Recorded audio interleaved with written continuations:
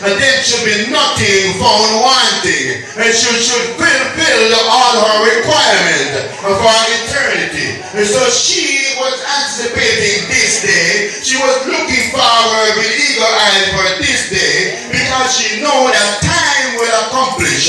Time has an expiry date. Her time has an expiry date, and then she will move on to eternity. And so as somebody says, she has finished her work and this side. She has finished her tithing on this side. And so she moved on to be with the angel on the other side. And so we with longing eye, we with desperation, we with pain, we grieve on this side. But the angels, God also await her to be with her on the other side. Oh, bless the name of Jesus. And so definitely, as the scripture said today, that this earthly tent, we must realize that this earthly tent that we are living in is also temporary. As we said, that time is from a beginning to an end.